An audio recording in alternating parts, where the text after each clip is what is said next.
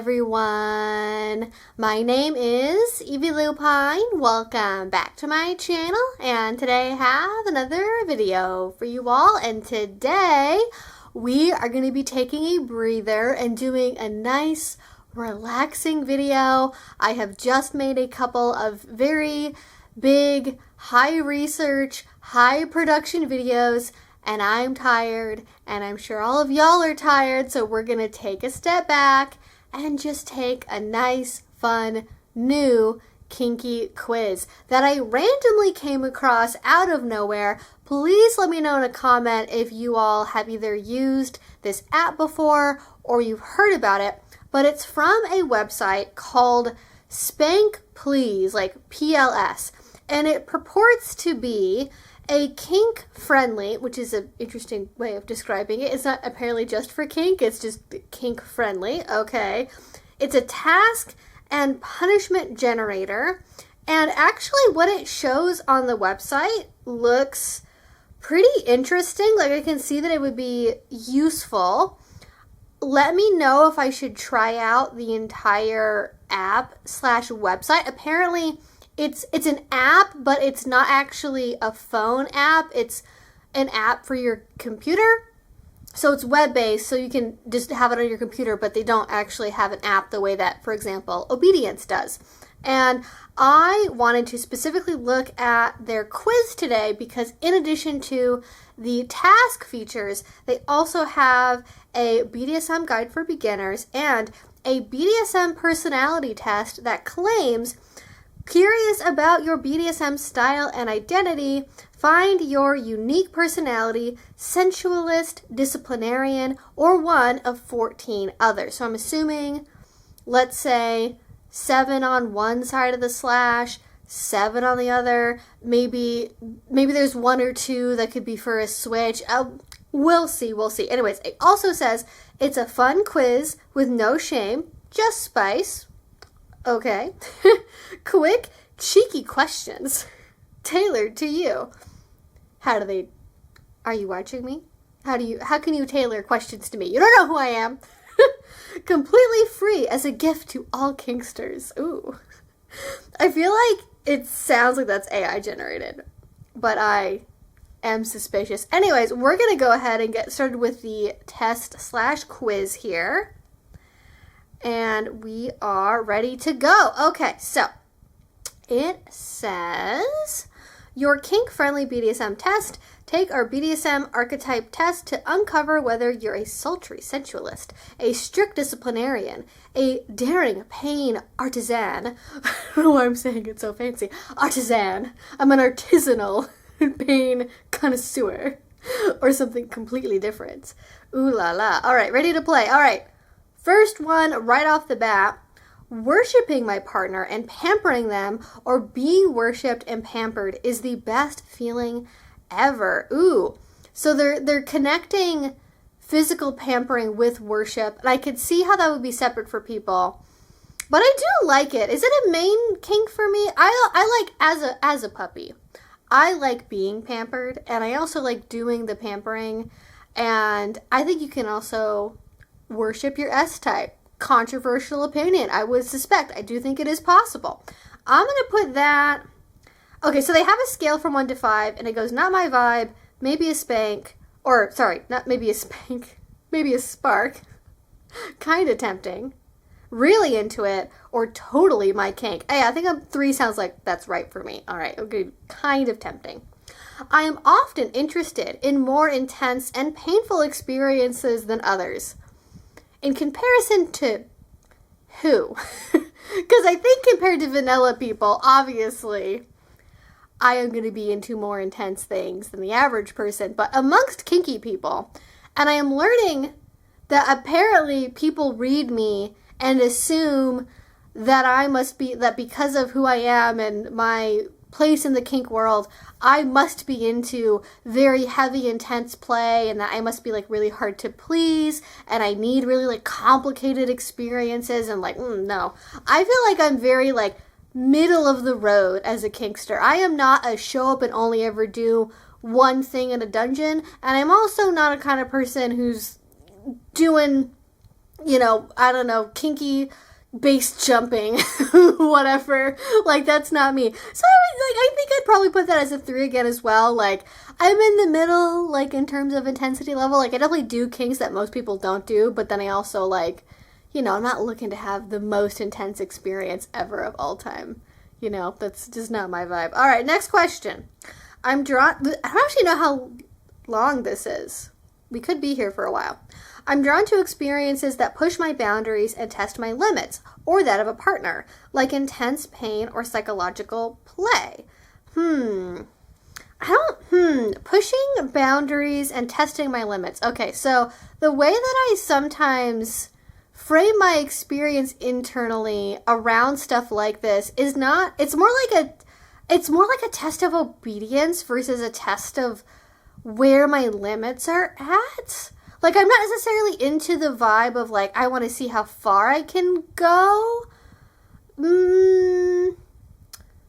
Are y'all gonna hate me if I put 3 again? Does that seem like I'm cheating? Like, I'm not against it, but it's also not, we haven't run into anything that's, like, my kink yet, or also, like, a heck no. So, a 3 it is. 3 it is. I think that pain is a purpose on its own rather than an instrument. Ooh. That might be the most insightful question I think I've ever, maybe this is what they mean by tailoring it, because I keep kind of going middle of the road on the pain questions. Maybe it's trying to, like, really, really dig down into my relationship with pain. If that's what's happening, very impressive. Also, needs to be remarked, nothing in this has been very explicitly sex-focused. And that's really impressive. Like, normally I would expect a quiz like this to also frame it as, like, a pain turns me on kind of thing.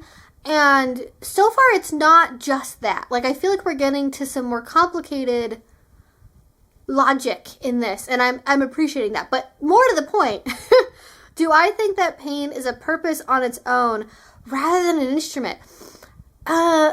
I think it is. Like, I think, yeah, I would say like a soft degree. I'd probably give that a 4, because is it something that I'm motivated by? Not necessarily, but I also don't think that pain is an experience to be avoided at all costs, and I don't only ever use pain as a means to get to something else. It can also be enjoyable in sort of a counterintuitive way independently. So yeah, I want to put a 4 on that. I'm very impressed. That's a very insightful question. I find that playful, demeaning, vulnerability, or embarrassment can add an exciting layer to my experiences, and I relish in the amount of trust needed for such play. First of all, did the person who made this quiz watch my videos? I'm not to take credit for anything, but I am genuinely, like, very like, the vulnerability thing, that's, like, specifically something that I really emphasize, especially in my class content. So they're all kind of lumped together. Like, embarrassment is not really a motivating thing for me, but vulnerability is the sauce as far as I am concerned. So yes, and definitely the second part of that, of relishing in the amount of trust needed for such play. I am very impressed. I did not have high expectations for this quiz. I thought it was going to be another run-of-the-mill, and this is really impressing me. This is, wow, okay, go off. So I really do relish the amount of trust needed for play. The trust and the vulnerability, that is the sauce, as I said. All right, 5. There we go. I enjoy experimenting with different devices to see how they can change the dynamics of a scene. I'm assuming by devices they mean toys. It's a little bit of an odd way of saying it. I guess that is more general, because not everything you use in kink is necessarily a toy. Like, is a cross a toy? It's not a no, but it's not like a I've kind of had that phase in my kink journey, like the trying a bunch of different stuff, and now I really understand at a deep level what I find the most enjoyable as far as toys go. And so if I'm looking for a new thing, it's very tailored to something specific. Like, I'm not looking for all types of pain instruments. I'm looking for thuddy impact play tools that don't have any surface sting on them, right? So, experimenting, I've had that phase, gone past it. Maybe 2. Like, I'm going to say 2. Because, yeah, the experimental, I think, is the crux of that. And that's just not where I'm at in my journey right now. It's not in my season of life. Next question. I enjoy the adrenaline rush that comes from exploring intense or risky activities. Ooh. So the most adrenaline-heavy kink thing that I probably do is whips. And it actually kind of freaks me out. Like a purely adrenaline-driven experience. Like, the way that I would describe whips is, like, it's, like, really quick, like you just, like, I feel like a cold shock going down my spine. That is what the adrenaline rush from playing with whips feels like to me. But I wouldn't really say that the adrenaline by itself is the draw. There's other increases in neurotransmitters and other bodily sensations that happen as a result of intense play that I think I enjoy more than just adrenaline. Will this quiz have room for that level of nuance? I would imagine not. So I'm going to say, again, also 2, just because I do kind of like it, but it's not a main motivating thing for me. I'm fascinated by the variety of tools and implements that can enhance an experience. Okay, that sounds very similar to the question before last. I am as an educator, like, one of the things I really like about kink is, like, the sheer diversity of experiences that are possible, for sure. But as a kinkster on a day-to-day basis, like, I'm not packing the most diverse toolkit imaginable to a dungeon night. So, I'm gonna say 3. Like, I intellectually, I find it more enjoyable than on a personal level, but I'm not, like, totally against variety. Enforcing or receiving discipline, such as spanking for breaking a rule, brings me pleasure. Again, we haven't said sexual pleasure or arousal or turn on. We're being very general. I appreciate that. That is such a low bar to pass, and every quiz misses it. And this one is doing it. Okay, so I shouldn't be as impressed by that as I am, but genuinely, I'm just, like, floored by this. Okay, so, yeah, I would say it brings me pleasure. Discipline in terms of punishment, not as much, but the discipline is a broad category of a lot of different behaviors, yes. So I'm gonna say 4. I'm gonna go 4 on this one. Roleplay allows me to escape reality and experience things I wouldn't in everyday life.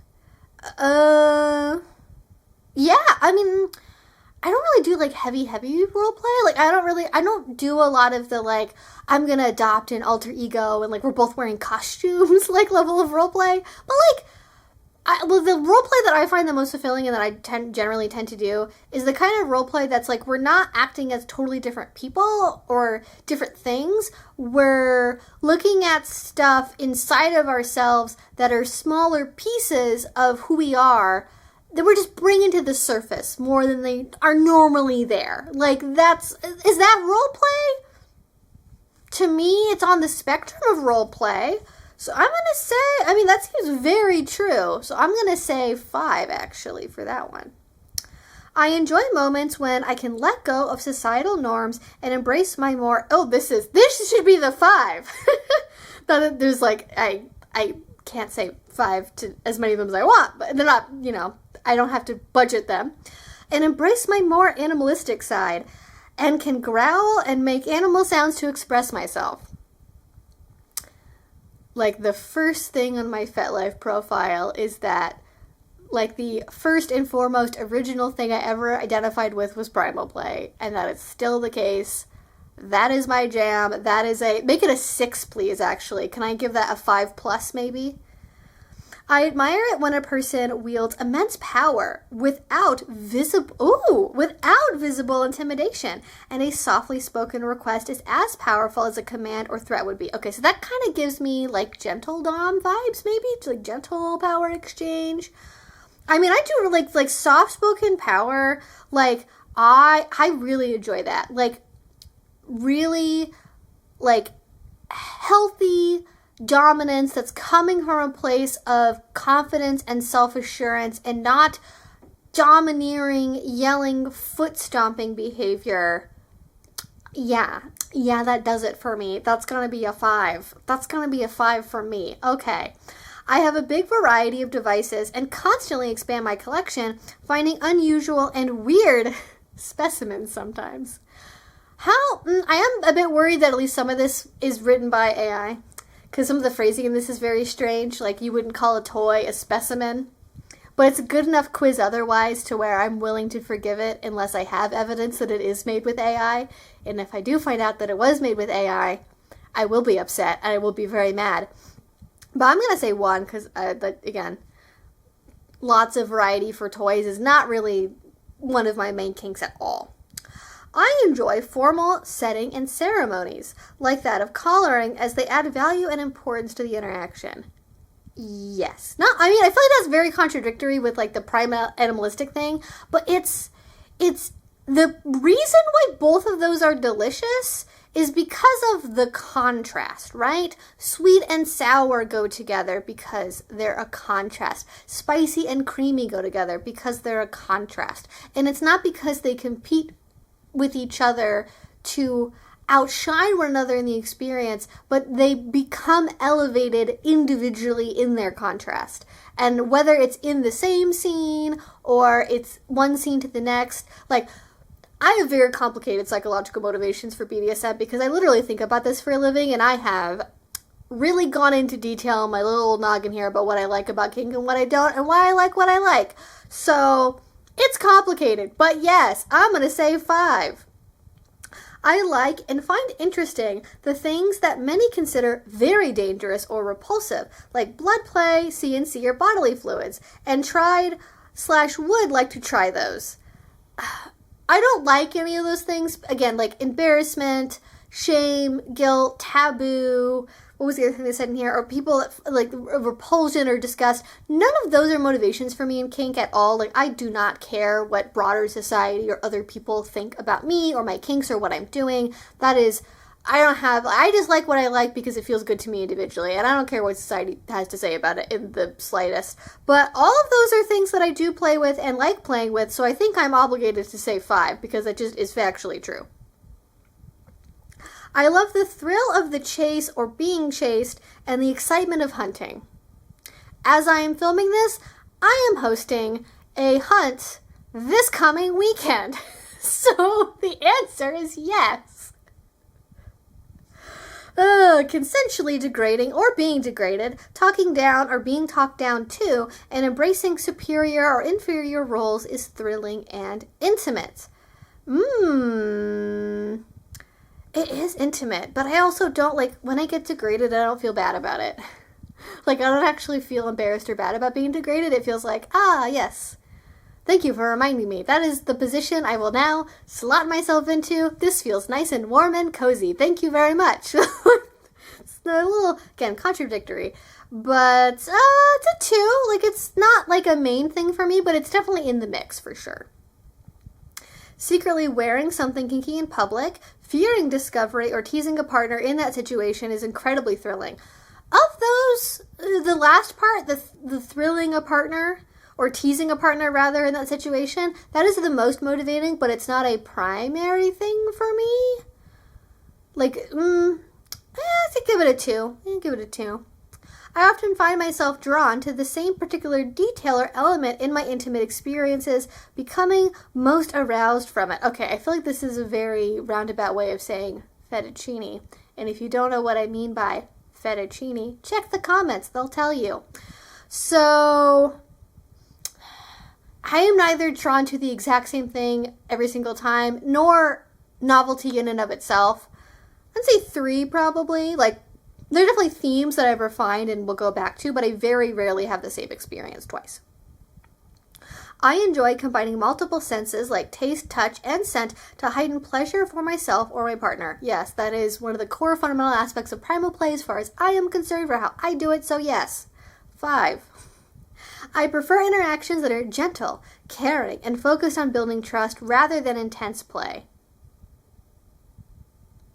Why can't you have both? Why can't you be both gentle and intense? Why can't you be both caring and mean? Combine both together, better together, sweet and sour, spicy and creamy, yes? Part of the whole complicated flavoring process of a good kink scene, IMO. Was it 3? Like, again, it's like I like both. Yeah, okay. I like both. It's not complicated. 3. I enjoy learning about and experimenting with a wide variety of activities and techniques. How many videos do I have in my BDSM 101 playlist? Next question, 5. I often find that the smallest sensory details, like the feel of fabric or a particular scent, can deeply enhance my intimate experiences. Hard yes. I think one of the early signs, looking back on it, that I would have been kinky is I really liked very particular, like, textures. It would kind of, like, obsessively want to feel particular, like, intense textures over and over again. Like the spiky part of a hairbrush, or, like, the feeling of, like, rough carpet, or, like, the feeling of, like, outdoor, like, mats, like, you know, like your like welcome mats for doors, like that. I have very, very strong, like, tactile memories of that kind of thing, and it was something I definitely sought out. So yes, 5. I find the dynamics of control, whether I'm in charge or surrendering, to be the most thrilling aspect of my interactions. Ooh. Oh, is it more important than the other stuff I really like? I mean, in my life and, like, my relationships, like, it's sort of, like, it depends on the, like, are we seeing a relationship? I'm going to say 5 again. They got my number good. I love creating or stepping into different personas to explore new aspects of myself. Well, I do agree with the new aspects of myself part, but the creating different personas is not me. So I'm going to say actually 1. I'm going to say 1, because, yeah, I don't want to feel like I'm completely separate from who I am on a regular basis. I love being reminded of my place and put into it / reminding the other person that I am in charge. Yes, I like being reminded of my place. It is happy. Please tell me where to go so I can be warm and cozy. Thank you. Yes, 5. Being exposed emotionally or physically / exposing someone, such as through public play or forced vulnerability, really arouses me. No, it's not. Yeah, 1. Not really. Forced stuff like that's not really my thing. 1. Being blindfolded to focus on other sensations, like the touch of a feather or the chill of ice, excites me. I feel like this one is so basic compared to all the other questions so far. Is it only just being blindfolded? Like, I close my eyes anyways, like, pretty much all the time. So, I kind of saw. I say 4. Like, I just sort of instinctually do it, but it's not necessarily, I don't know. It's like, it's so default that I don't really know if it, like, really enhances anything. Seeing myself exposed or exposing my partner, like using mirrors or photos, turns me on. Ooh. Like, not to other people necessarily, but, like, I do like playing with mirrors. Because I like being able to see my partner's expression. And, like, it's really hard to do that in a lot of positions if you're not in front of a mirror. I guess, but this is about seeing myself being exposed, which is totally different from me wanting to look in my partner's eyes through a mirror. I'm going to say 4. Let's say 4. I find comfort and meaning in following or creating structured symbolic acts like formal greetings, titles, positions, or rules. Yes, 5. Easy. No thoughts about that, just doing it. I think acts of care and devotion are the best way to connect with a partner. Oh! Is it the best way? I mean, I think it is one of... When my partner chases me through the woods, is that not an act of care and devotion? If you're chasing me through the woods, you kind of care about me a lot, don't you? Like, you put your hiking shoes on. We had to go find a spot to do this in. Like, you kind of care about me if you're hunting me down in my hiding place. It's the argument I'm going to make. So, yes, 5. I love the feeling of building up anticipation and tension by delayed gratification for myself or my partner. So edging, basically. Again, not really one of my kinks. I don't really get anything out of anything delayed. Timing. I like building anticipation for a scene by talking about stuff and planning stuff, but it's not in the delayed gratification sense that they're talking about. It's more that like, ooh, I'm building up a visual image in my head, and then that kind of allows me to get excited for the experience and like be able to sink into it more quickly. So I'm going to say 2. Yeah, that seems accurate. I'd say 2. I have a specific fettuccine or a few which are essential to my play. No, not in the pasta sense. Let's say we don't in the clinical definition of pasta. We're going to say 1. Teasing or being teased with touches, whispers, or other actions is incredibly arousing. Again, teasing not my thing. I'm going to say 1. I need logical and clear rules, punishment and reward systems in my interactions. Punishments, no. I don't even necessarily need logical and clear rules. I don't need to have them. There are definitely relationships where if I'm going in the direction of power exchange, yes. But if I'm not doing that, then like it doesn't need to be there, right? So, I'd say 4. Like it's not totally necessary, but it is definitely in the mix. Only when I have total control over a person / give it to another person completely can I feel satisfied in a scene. I mean, I do a lot of like fun scenes that are just like make me giggle and do something silly. But like within partnerships, it's totally different. I'm gonna say 3. Yeah. It just depends on the context we're talking about it in like pickup play versus relationships. I find that detailed scenarios or stories can make my experience much more immersive and exciting. Oh, like talking during this scene? Or is that like a role play thing? Because I'm really bad at talking, but then I have people in my life who are really good at talking and making a narrative while playing, and that's very impressive to me because I just go all goo goo gaga. So, I mean, let's say 2. Like, it's nice, but it's definitely not necessary. I like to serve my partner and help them in everyday life to the extent of my abilities. Or I like it when my partner serves me and fulfills my whims. Yes, 5. Done, moving on. I like having symbols of belonging and items or actions with deep meaning only me and my partner understand in everyday life. Yes, 5. Easy. Other kinky people might find my fettuccine weird, and I struggle to find partners who share it. Primal play used to be a lot more rare than it currently is. I'm going on a camping trip in like 4 days, and like everyone going to it is primal, evidently. So like 10 years ago, when I was first in the scene, yes. These days, not nearly as much. So yeah, I want to say 2. Like you gotta go to the right places. You can find them. It's not going to be at every old convention or dungeon, but they are out there. So I'm going to say 2. I'm excited by the idea. There's been nothing about pet playing here specifically. Or DDLG, really. I guess they're kind of lumping that into maybe the caretaking and then the roleplay aspects, maybe? Possibly. I'm excited by the idea of trying something new and unconventional, even if it's outside of my usual comfort zone. Definitely, I've been very experimental over my kink journey, so I'm going to say 4, because I've paved the trails. They're pretty paved at this point. I crave, this is really interesting. I crave raw physical experiences where I can connect with others on an instinctual level, like wrestling, scratching, or biting. Yes, 5. I think that's another one that's going to very clearly get to primal play. I enjoy the attention of other people or the embarrassment I feel from being watched during kinky activities. Okay, so either attention, this is clearly about exhibitionism, so attention or embarrassment. It's like nice, but it's definitely, I do a lot of play at home, so like not really. So 2. It's not a turn off, but not really a big thing. Control, including denial, edging, overstimulation, and chastity, is one of the most powerful and enjoyable ways of control.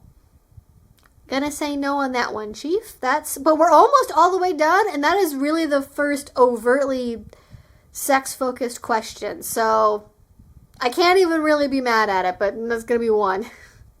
Giving or receiving pain is one of my biggest turn-ons. Depends on what side of that you're talking about, so I'm going to say 2.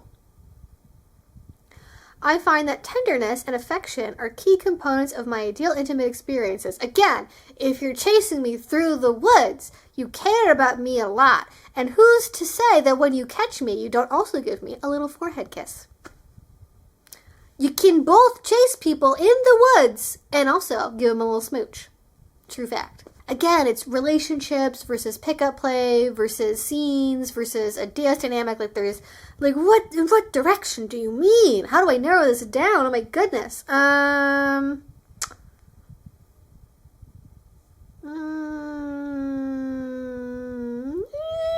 4. Yeah, Macaw is 4.5. My official rating. I quickly get bored with the same old activities, so I need to constantly try new and stimulating experiences. People with ADHD who do kink, you have officially been called out. I'm going to say 1. I feel most at ease when there are clear expectations and consequences in my interactions with others. Yes, please, tell me what you want. Ooh, test completed. They're going to ask for me. They're going to ask for my email address. No, they didn't ask for my email address. They didn't ask for any kind of identifying data whatsoever. This is great. Drumroll, please. Are you ready for the answer? It's going to be shocking if you listen to me say the words that I said in this video for the last 32 minutes. You are the primal. You are raw, untamed energy. Instinct drives you, whether predator or prey, with the thrill of the chase, surrender, or primal clash of bodies and wills. You crave the unfiltered, animalistic, where words fade and sensation rules. BDSM is a return to the wild, where you growl, bite, wrestle, and revel in pure physical desire, free to be your authentic, untethered self. Yeah, that definitely sounds like me. Likely preferences, biting, scratches. Oh, so it gives you activities that you probably would like. Actually, early on in my kink journey, this would have been really helpful. Biting, scratching, marking, breath play, intercourse. All right, then. Anal and pegging.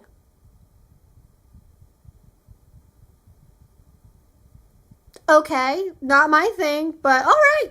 Swallowing, deep throating. All right, the last 4 there were just sex things. But you know what? Overall, pretty good. Will it give me access to the other ones? Like, I want to see what else. Similar types, the role player and the pain artisan. Things to try, outdoor play, hunting and chasing, hiding and seeking. Hiding and seeking, very underrated as an activity, IMO. Ooh, there's like more detail. Okay, wait, there's more details here. Wait.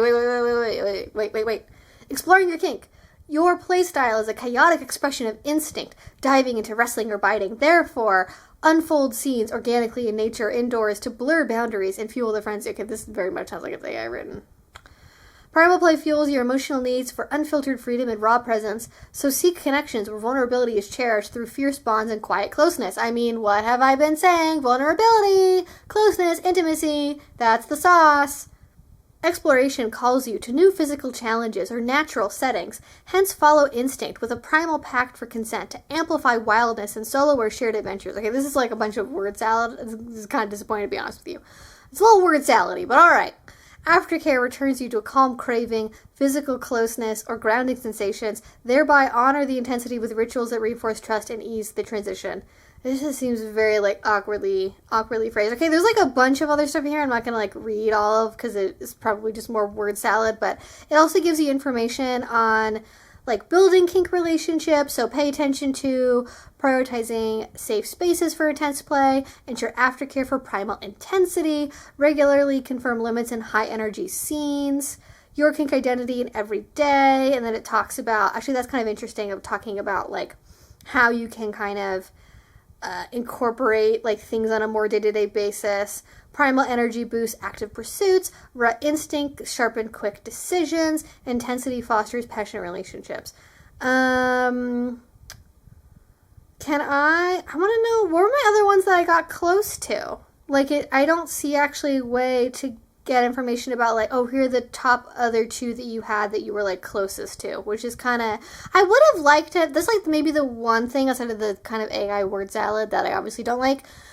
I would have really liked to have been able to see like how they do with the BDSM test, like seeing, okay, was it just like 100% primal and then like it dropped way off after that? Was it primal play and then like what was the one for DS? What was the one for like gentle dominance? Like I feel like I'm missing stuff here that I'd want to have information about, and it makes me upset. But anyways, maybe it is worth exploring Spank Please a little bit more and diving more into it, because I literally have not looked up anything about this company whatsoever. I am not associated with them in any way. I just found this quiz on the internet and I wanted to take it.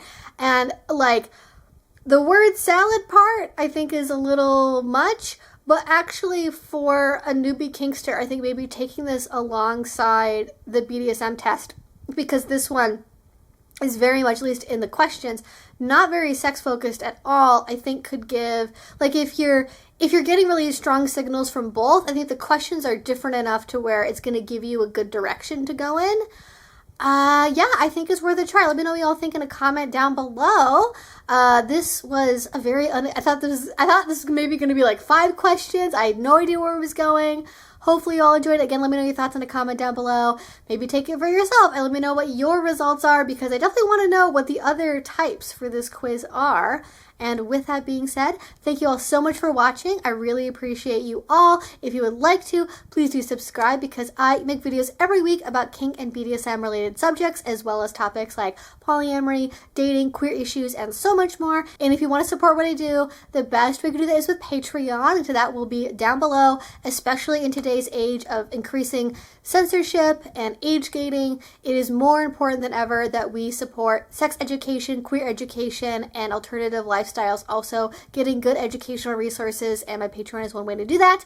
Again, thank you all so much. If you do watch these videos and support me, it means the absolute world to me. Thank you all so much. Stay safe, and I will talk to you all again very soon.